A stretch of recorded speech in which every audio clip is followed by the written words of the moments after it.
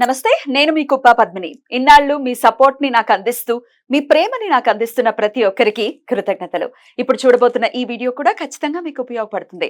Like, share and subscribe చేసి మీ ఇష్టాన్ని అలాగే మీ సపోర్ట్ ని నాకు అందించండి. అలాగే ఈ వీడియో పట్ల మీ అభిప్రాయాన్ని కమెంట్ సెక్షన్ లో కమెంట్ చేసి నాకు తెలియజేయండి. నమస్తే. రావణ అనే టాపిక్ వచ్చింది కాబట్టి ఒక్కసారి రామాయణంలోకి వెళ్ళొచ్చా? ఆ ఎంతటి అంటే ఎంత నరుడుగా వచ్చినప్పటికీ రాముడు, సీతమ్మ తల్లి యోనిజగా వచ్చినప్పటికీ ఆవిడ సాక్షాత్తు లక్ష్మీదేవి, అందులో సందేహం లేదు. రాముడే రావాలి, రాముడే రక్షించాలి అని చెప్పి ఖచ్చితంగా ఆవిడ ఒక మాట మీద ఉన్నారు. ఆవిడ అలా ఉన్నారు కాబట్టి రాముడికి అంత కీర్తి ఇప్పటికీ ఇంకెప్పటికీ కూడా. అయితే అంతటి లక్ష్మీదేవికే శోకం ఆవరించేసింది. అలా వచ్చేలాగా బిహేవ్ చేశాడు దుష్ట రావణుడు, అందులో ఎటువంటి సందేహం లేదు. శోకం ఆవరించినప్పుడు అంతటి తల్లికి కూడా వద్దు, ఇంకా ఈ లైఫ్ ని ఎండ్ చేసేద్దాము, నేను భరించలేకపోతున్నాను, తన జుట్టుతో తనే ఉరి పోసుకోవడానికి రెడీ అయిపోయింది. త్రిజట డెఫినెట్ గా ఓదార్పునిచ్చింది. ఇది మనకు తెలిసిన విషయమే. ఎవ్వరూ కూడా ఇవాళ రేపు మనం చూస్తూ ఉంటే, ఇప్పుడు నేను ఏదైనా కష్టంలో ఉన్నాను అనుకోండి, బాగా అయింది ఇట్లనే అవ్వాలి వీళ్ళకి, ఇంత ఇంత పొగరు వీళ్ళకి, ఇలా మొత్తానికి దేవుడు అరిచాడు అని చెప్పి మాట్లాడే థాట్ ప్రాసెస్ పెరిగింది తప్ప, ఓదార్దాము, మనకు సాటి మనిషి, అట్లీస్ట్ మాట సహాయం అయినా చేద్దాము అనే థాట్ ప్రాసెస్ కనిపించట్లేదు జనాల్లో. ఏమిటి దౌర్భాగ్యం? దీని నుంచి ఒకవేళ నేను ఎలా బిహేవ్ చేస్తే నన్ను నేను ఎలా మార్చుకోవాలి? మీరు చాలా పెద్ద ఎస్ఏ క్వశ్చన్ అడిగారు. సారీ, ఇందులో చాలా ఉన్నాయి. సారీ. ఇప్పుడు సీతమ్మని శోకం ఆవరించింది అన్నారు, అదొక పాయింట్. దుష్టుడు రావణుడు, సరే మనం స్టెప్ బై స్టెప్ చెప్పుకుందాం. ఇప్పుడు ఒక రకంగా చూస్తే సీతాదేవి కష్టాన్ని అనుభవిస్తుంది, ఇంకోలా చూస్తే సీతాదేవి అసలు లంకలకు వెళ్ళనే లేదు, మాయా సీత వెళ్ళింది. ఎప్పుడైతే సీతాదేవిని అపహరించడానికి రావణాసురుడు వచ్చాడో అప్పుడు అగ్నిదేవుడు సీతమ్మని ఒక సేఫ్ ప్లేస్ కి తీసుకువెళ్ళి అక్కడ ఒక మాయాసీతని పెట్టాడు. ఆ మాయాసీతని ఈ దుష్ట రావణుడు అపహరించాడు. ఇది వాల్మీకి రామాయణంలో ఉండేటటువంటి విషయం. వాల్మీకి రామాయణంలో ఉందో లేదో తెలియదు కానీ చైతన్య చరితామృతంలో నేను చదివాను. మరి దేన్ని అథెంటిక్ గా మనం చూడండి. ఇప్పుడు ఒక్కొక్క శాస్త్రం కథని కొంతవరకు నెరేట్ చేస్తుంది. ఆ కథలో ఉన్నటువంటి డీటెయిల్స్ అన్ని ఆ ఒకే పుస్తకంలో దొరకాలంటే దొరకపోవచ్చు కొన్నిసార్లు. ఆ కథని అలా నెరేట్ చేసుకుంటూ వెళ్ళారు. అథెంటిసిటీ మాటకు వస్తే వాల్మీకి రామాయణమే అథెంటిసిటీ. వాల్మీకి రామాయణ అందులో డౌటే లేదు, ఓకేనా. కాకపోతే ఇంకా అందులో కొన్ని డీటెయిల్స్ ఉంటాయి కదా, అవి వేరే పురాణాలు కూడా దొరకచ్చు, ఓకేనా. అది అవి రాసిన వాళ్ళు కూడా గొప్ప గొప్ప మహాభక్తులు, ఓకేనా. ఒకసారి సరే, అయితే అందులో చెప్పండి. ఎందులైనా కూడా మాయాసీత అసలు ఒక రాక్షసుడు భగవంతుడి యొక్క స్వరూప శక్తి అయినటువంటి సీతమ్మని ఎలా తాకగలడు చెప్పండి.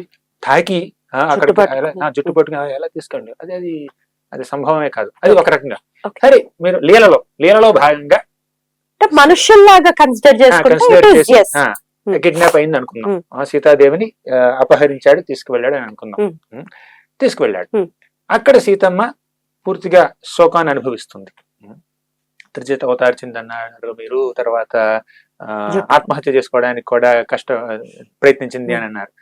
ఇక్కడ మనం 3 రకాలుగా ఆలోచించాలి. సీతాదేవి తర్వాత శ్రీరామచంద్రుడు, వాళ్ళిద్దరి మధ్యలో విరహం 1 సంవత్సర కాలం ఉండాలి. ఈ సంవత్సర కాలంలో ఒక రకంగా చూస్తే వాళ్ళు ఎంతో శోకాన్ని అనుభవిస్తున్నారు, ఇంకో రకంగా చూస్తే వాళ్ళు ఎంతో ఆధ్యాత్మిక ఆనందాన్ని అనుభవిస్తున్నారు. ఎలా అంటే ప్రేమని 2 రకాలుగా ఆస్వాదించవచ్చు. ఒకటి విప్రలంభ, 2 సంభోగ. అంటే Joy of union, pain of separation. అంటే ఒక ఇద్దరు వ్యక్తులు ఉన్నారు, ఇప్పుడు సీతారాములే తీసుకుందాం. వాళ్ళు కలిసి ఉంటే ఒకరి సాంగత్యంలో ఒకరు ఎంతో ఆనందాన్ని, దివ్యానందాన్ని అనుభవిస్తారు, ఓకేనా. వారు దూరంగా ఉంటే ఒకరి గురించి ఒకరు ఆలోచించుకుంటూ ప్రేమతో వారి మధ్యలో జరిగినటువంటి ఆ సంభాషణల్ని, లీలల్ని చక్కగా తలుచుకుంటూ ఇంకొక రకమైనటువంటి ఆవేదనతో నిండినటువంటి ఆనందాన్ని అనుభవిస్తున్నారు. ఆ విరహంలో ఉండే ఆనందం. ఇప్పుడు ఒక ప్రియుడు దూరంగా ఉన్నాడు, ప్రేయస్ ఇక్కడ ఉంది, ఆలోచిస్తుంది అనమాట, ఎప్పుడు వస్తాడు నా స్వామి, ఎప్పుడు వస్తాడు. ఆ ఎదురు చూపులో ఒక ఆనందం ఉంటుంది. దాన్ని ఏమిటంటే విప్రలంభ ఆనందం అంటారు. దాన్ని సంభోగం అంటే కలిసి ఉండడం, విప్రలంభ అంటే దూరంగా ఉండడం. దూరంగా ఉన్నప్పుడు కూడా ప్రియుడు ప్రేయసి గురించి కానీ, ప్రేయసి ప్రియుడు గురించి కానీ, భర్త భార్యని తలుచుకోవడం, భార్య భర్తను తలుచుకోవడం, దాంట్లో ఒక రకమైనటువంటి ఆనందం ఉంటుంది. అలా కొంత గ్యాప్ తర్వాత మళ్ళీ కలిశారనుకోండి, అందులో ఇంకా ఆనందం పెరిగిపోతుంది అనమాట. ఇప్పుడు మీరు ఒక లడ్డు తిన్నారు, తర్వాత జాంగ్రీ తిన్నారు, తర్వాత జిలేబీ తిన్నారు, తర్వాత రసగుల్లా తిన్నారు, తర్వాత మీకు ఇది పెట్టాం, దాన్ని ఏమంటారు, పరమాన్నం పెట్టాం, మొహమ్మద్ అది కారం తిన్నారు, కంట్లో నీళ్లు వస్తుంది, అప్పుడు పరమాన్నం ఇస్తే తింటారు కదా చక్కగా. అలా అలాగే ప్రేమని ఆస్వాదించాలన్నా కూడా మనకి కాస్త కూస్తో అందులో కొంచెం ఒడిదుడుకులు రావాలి, కష్టాలు రావాలి. ఒక రకంగా చూస్తే రావణాసురుడు సీతకి రాముడికి మధ్యలో ఆ విరహాన్ని క్రియేట్ చేసి ప్రేమను పెంచాడు. అది ఆధ్యాత్మికంగా చూస్తాం. అంటే ఒక్క లీలలో జరిగినటువంటి ప్రతి ఘట్టాన్ని మనం ఎన్నో రకాలుగా చూడొచ్చు అనమాట. అది అసలు భగవంతుడికి బాధను ఎవరు కలిగించగలరు చెప్పండి? ఎవరు కలిగించలేరు. ఒకవేళ ఎవరైనా బాధ కలిగించాలన్న ఉద్దేశంతో వచ్చినా కూడా ఆ ట్రాజిక్ సిచ్యుయేషన్ కూడా ఆయన హ్యాపీ సిచ్యుయేషన్ గా మార్చేస్తాడు అనమాట. ఇంద్రుడు కుంభవృష్టి కురిపించాడు, ఈ బృందావనం మొత్తాన్ని నాశనం చేయాలని. కృష్ణుడు ఏం చేశాడు? గోవర్ధన పర్వతాన్ని చిటికన మీద ఎత్తి 7 రాత్రులు 7 పగళ్ళు అలాగే నిలబెట్టాడు. ఈ 7 రాత్రులు 7 పగళ్ళు 7 రోజులు, వారం రోజులు, 7/24 ఈ వ్రజవాసులంతా, బృందావన వాసులంతా ఆయన దివ్యమంగళ విగ్రహాన్ని చూస్తున్నారు. ఇలా 7 రోజులు పిక్నిక్ లా ఉందన్నమాట. కృష్ణుడు వర్షం ఆపేసినా కూడా ఎవరికి ఇంటికి వెళ్ళాలని అనిపించలేదు. అంటే రాక్షసుడు ఎవరైనా చెడ్డవాడు భగవంతుడి లీలలో ఏదైనా బాధ కలిగించాలని చూసినా కూడా భగవంతుడు దాన్ని ఒక దివ్యమైనటువంటి అనుభూతిగా మార్చేస్తాడు. అది ఆ రకంగా రావణాసురుడు తన చావు తాను కోరి తెచ్చుకున్నాడు. దాంట్లో సీతారాముల యొక్క ప్రేమను కూడా పెంచాడు. డెఫినెట్లీ. అయితే ఇదే ప్రశ్నలో ఇంకొక ప్రశ్న, ఓదార్పు అనేది ఖచ్చితంగా ఉండాలి. సాటి మనిషి పట్ల చాలా ఔదార్యంగా ఉండాలి మనం. అది లోపిస్తోంది ఇవాల్టి రోజుల్లో ఖచ్చితంగా చెప్పుకోవచ్చు. ఎట్లా మార్చుకోవాలి ప్రభుజీ? ఎందుకంటే ఒక మన అనుకునేటటువంటి వ్యక్తి కష్టాల్లో ఉంటే మనం ఓదార్స్తాం. ఇతడు నా వ్యక్తి కాదు, నా స్నేహితుడు కాదు, నా యొక్క కుటుంబ సభ్యులు కాదు అంటే ఓదార్చం చాలా వరకు. అటువంటి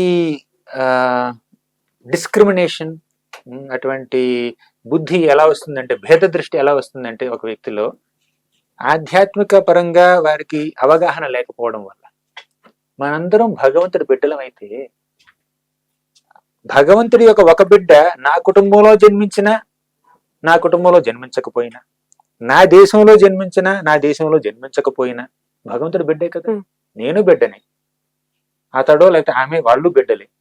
కాబట్టి ఆ భగవంతుడి బిడ్డ అని ఇంకొక వ్యక్తిని గుర్తించి ఆ వ్యక్తి గనక ఒక కష్టాల్లో ఉంటే ఆటోమేటిక్ గా మనం ఓదార్చగలుగుతాం అనమాట.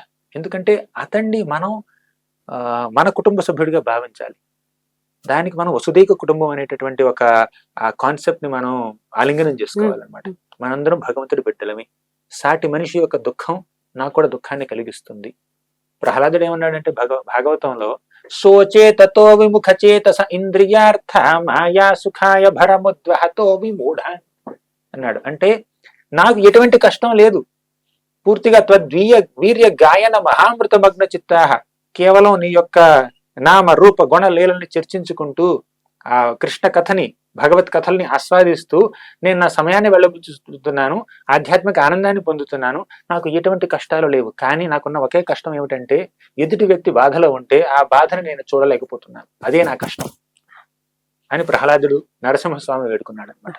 అంటే పరదుఃఖ దుఃఖి అంటారు. అసలు వైష్ణవుడు, ఒక భక్తుడు, ఒక సనాతన ధర్మాన్ని పాటించేటటువంటి ఒక వ్యక్తి యొక్క ఇంట్రడక్షన్, పరిచయం ఏమిటో తెలుసా? పరదుఃఖ దుఃఖి. ఎదుటివారు దుఃఖంలో ఉంటే అది చూసి తట్టుకోలేడు అనమాట. ఎలా అయినా దుఃఖం నుంచి వాళ్ళని బయట వేయాలి అని అనుకుంటారు. అసలు ఆ దుఃఖం ఎందుకు వచ్చింది? ఎందుకంటే ఇప్పుడు ఒక వ్యక్తి మునిగిపోతున్నాడు అనుకోండి, మంచి నవరత్నాల ఉంగరం పెట్టుకుని, బంగారు ఉంగరం పెట్టుకుని మునిగిపోతున్నాడు, మంచి ఎక్స్పెన్సివ్ వాచ్ పెట్టుకుని మునిగిపోతున్నాడు, లెఫ్ట్ హ్యాండ్ పెట్టుకుంటారు ఓకే, పెట్టుకుని మునిగిపోతున్నాడు, మంచి సూట్ వేసుకుని మునిగిపోతున్నాడు, ఐఫోన్ పట్టుకుని మునిగిపోతున్నాడు. ఓకేనా? మీరు వ్యక్తిని కాపాడతారా? సూట్ ని గాని, ఐఫోన్ ని గాని, ఉంగరాన్ని గాని, బ్రేస్లెట్ ని గాని కాపాడతారా? వ్యక్తిని కదా. అలాగే ఇప్పుడు ఐఫోన్ కూడా మునిగిపోతుంది, సూట్ కూడా మునిగిపోతుంది, అలాగే ఉంగరం కూడా మునిగిపోతుంది, కానీ వ్యక్తి ఇంపార్టెంట్ కదా. Correct. అలాగే భౌతిక పరంగా చాలా మంది ఎన్నెన్నో కష్టాలు పడుతున్నారు. ఓకేనా? అసలు దానికి ఉన్నటువంటి బేసిక్ రీజన్ ఏమిటంటే ఆధ్యాత్మిక అంటే స్పిరిచువల్ ఇంక్లినేషన్స్ వాళ్ళలో లేదు. మేము భగవంతుడి బిడ్డలము, భగవంతుడి యొక్క శాశ్వతమైనటువంటి సేవకులము అన్నటువంటి విషయాన్ని వాళ్ళు మర్చిపోయారు Hmm. పూర్తిగా. Hmm. దేవుణ్ణి మర్చిపోవడం వల్ల ఇవన్నీ జరుగుతుంది. ఈ భౌతిక కష్టాలు ఉన్నాయి. ఎప్పుడైతే వారి యొక్క ఆధ్యాత్మిక చైతన్యాన్ని వారు పునరుద్ధరించుకుంటారో, ఎప్పుడైతే మళ్ళీ భగవద్భక్తి మార్గంలోకి వస్తారో, అప్పుడు కష్టాలన్నీ భగవంతుణ్ణి మళ్ళీ ఎక్కువగా స్మరించుకునేటటువంటి ఒక ఒక ఉపాయాలుగా మారిపోతుంటాయి. ఓకేనా?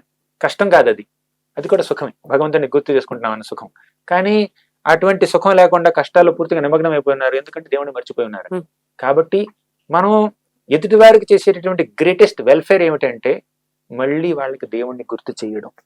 నువ్వు దేవుడి బిడ్డవి, అనవసరంగా ఈ భౌతిక ప్రపంచంలో, ఈ భౌతిక దేహంలో ఇరుక్కుపోయి ఇన్ని కష్టాలు అనుభవిస్తున్నావు. ఒకసారి భక్తి మార్గాన్ని ఆచరించు. యద్గత్వా నివర్తంతే తద్ధామ పరమమ. జన్మ మృత్యు జర వ్యాధి అనేటటువంటి ఈ దీని నుంచి నువ్వు బయటపడతావు అన్న విషయాన్ని వాళ్ళకి గుర్తు చేయాలి. అలా ఎవరైతే భక్తి మార్గాన్ని అందరికీ బోధిస్తున్నారో, భగవద్గీత యొక్క సారాన్ని ఎవరైతే అందరికి బోధిస్తున్నారో వారు అందరికన్నా గొప్ప శ్రేయోభిలాషులు. ఈ మాట నేననలేదు, కృష్ణుడు భగవద్గీతలో ఆఖరి అధ్యాయంలో అన్నాడు, యయిదం పరమం గుహ్యం మద్భక్తేష్వభిదాస్యతి.